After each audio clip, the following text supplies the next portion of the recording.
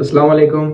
आज का हमारा टॉपिक है, क्योंकि हम लोग स्केलेटन चैप्टर पढ़ रहे हैं, तो स्केलेटन चैप्टर में आज का जो हमारा टॉपिक है वो है जॉइंट्स के बारे में।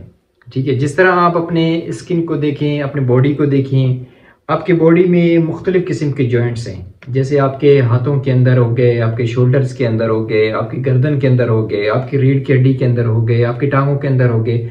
तो मुख्तलिफ किस्म के जॉइंट्स होते हैं। ये जॉइंट्स होते क्या हैं, इनका काम क्या होता है, इनका फंक्शन क्या होता है। तो आज हमारे पास जो टॉपिक है वो है जॉइंट्स के बारे में। चलिए लेक्चर को स्टार्ट करते हैं। सपोर्टेड मूवमेंट चैप्टर हमारा है, उसमें टॉपिक है हमारे पास जॉइंट्स का। जॉइंट्स क्या बोलते हैं? ऐसा side where two bones are meet, जहां पे दो हड्डियां आपस में मिलें, उस जगह को हम लोग कहते हैं जॉइंट। चाहे वो जिस्म के किसी भी पार्ट में, जैसे आपके पास ये हड्डी आपस में मिला है, ये एक जॉइंट बन गया।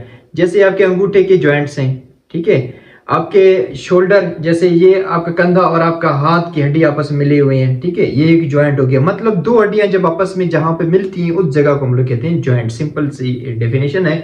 उसके बाद हमारे पास स्ट्रक्चर, अगर क्लासिफिकेशन की बात की जाए जॉइंट्स की, कि हम लोग जॉइंट्स को किस तरह क्लासिफाई करते हैं स्ट्रक्चर तौर पर, सबसे पहले हमारे पास जॉइंट्स में आ जाते हैं फाइब्रस जॉइंट्स। फाइब्रस जॉइंट्स जो कि एक फाइब्रस प्रोटीन से बने हुए होते हैं, और ये हमारे पास इमूवेबल जॉइंट्स होते हैं। इमूवेबल जॉइंट्स का मतलब होता है कि इनके अंदर मूवमेंट नहीं होता। अब इसकी जो एग्जांपल है, जैसे हमारे पास सुचर्स हैं जो कि हमारे पास स्कल के अंदर होंगे, ठीक है, जो खोपड़ी के अंदर जो आपके पास जॉइंट्स लगे होते हैं, ये जैसे आपका अभी पिक्चर में आपको नजर आ रहा हो गया, ठीक है। तो ये जो आपको लाइनिंग्स जो नजर आती हैं आपके हेड के ऊपर, ये हमारे पास क्या कहते हैं, सुचर्स के लिए। ये अभी क्या होता है कि बर्थ के दौरान ये जो लाइंस होती हैं ये फ्लेक्सिबल थोड़ी सी होती है। इसी वजह से जो बच्चा जब डिलीवर होता है तो इजीली उसका सर बाहर आ सकता है। जैसे जैसे ग्रोथ होता है तो वो जो ये जो स्ट्रक्चर्स होते हैं वो हमारे पास क्या होते हैं, हार्ड हो जाते हैं, और फिर वो जो स्कल है हमारे पास वो एक हार्ड स्ट्रक्चर में कन्वर्ट हो जाता है। अगर ये शुरू से ही हार्ड में हो तो बच्चे के डिलीवरी के टाइम बहुत प्रॉब्लम हो सकता है। तो फाइब्रस जॉइंट क्या है? हमारे पास फाइब्रस प्रोटीन से बने होते हैं। इसके एग्जांपल हमारे पास है स्कल।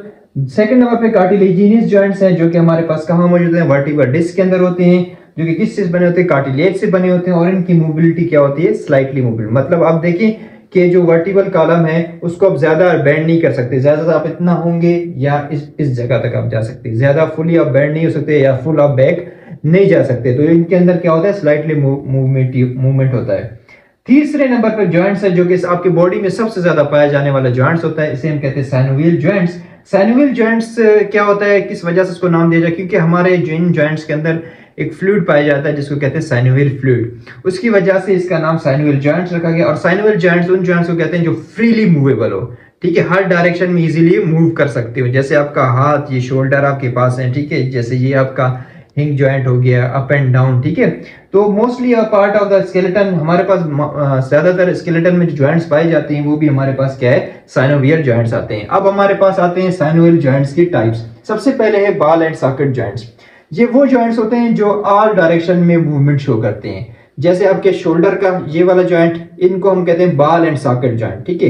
ये क्या है, ये इस तरह बॉल और सॉकेट की तरह आपस में लगे हुए होते हैं, जो कि हर डायरेक्शन में easily up and down move कर सकते हैं। जैसे आपका ये एग्जांपल क्या है, आपका शोल्डर, ठीक है। अब देखो शोल्डर को आप ऊपर भी कर सकते हो, नीचे भी कर सकते हो, दाएं भी कर सकते हो, बाएं भी कर सकते हो, और रोटेशन भी आप इसको दे सकते हो। तो ये हमारे पास क्या है, ऑल डायरेक्शन में मूवमेंट शो करता है शोल्डर का। अब यहाँ पे कुछ टर्म्स लिखे हैं, फ्लेक्शन एंड एक्सटेंशन। फ्लेक्शन क्या बोलते हैं, जब आप अपने हाथ को ऊपर की तरफ उठाते हो, ठीक है, ये है फ्लेक्शन, और दोबारा उस कंडीशन पे वापस आना, ये क्या है, एक्सटेंशन।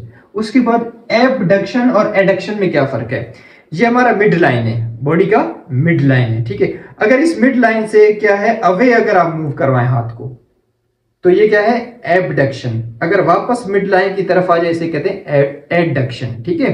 तो ये तीन टर्म्स थे जो मैंने आपको बताई। उसके बाद कंडोलाइट जॉइंट्स होती हैं, जो कि हमारे पास क्या होते हैं, ऑल डायरेक्शन मूव करते हैं एक्सेप्ट रोटेशन, जो कि हमारे पास एग्जांपल है व्रिस्ट, जो कि आपका कलाई है। ये सारे जगहों पे मूव कर सकता है, अप डाउन राइट लेफ्ट, लेकिन ये क्या है, रोटेशन नहीं करता। अब देखो मैं जब ये रोटेट कर रहा हूं तो ये मेरा रोटेट नहीं कर रहा है हाथ, बल्कि यहां से जो आपके पास रेडियस और अल्ना बोन है वो रोटेट कर रहे हैं, देख रहे, वो रोटेट कर रहा है, ठीक है। सिर्फ ये रोटेशन शो नहीं करता है, बाकी अप एंड डाउन, आगे पीछे, ये आपके रोटेशन कर सकता है। सैडल जॉइंट्स हैं, जो कि हमारे पास कहां पे होते हैं, आपके थंब के अंदर होता है, आपके अंगूठे के अंदर होता है, ठीक है, जो कि आपके पास ऑल मूवमेंट शो करता है लेकिन रोटेशन शो नहीं करता। अब देखो ये अप डाउन राइट लेफ्ट, लेकिन ये रोटेट नहीं कर रहा, रोटेशन ये यहां से हो रही है, अब वहां से जॉइंट से नहीं हो रहा, ठीक है। पायोट जॉइंट जो कि हमारे क्या होते हैं, नेक रीजन में होता है, जो कि ऑल रोटेशन शो करता है, हर एंगल पे रोटेशन। जैसे आपको देखो ये आप नेक के गर्दन, ये देखो आप सारे एंगल में इसको क्या करवा रहे हैं, मूवमेंट करते हैं। और लास्ट में हमारे पास क्या है, हिंज जॉइंट है।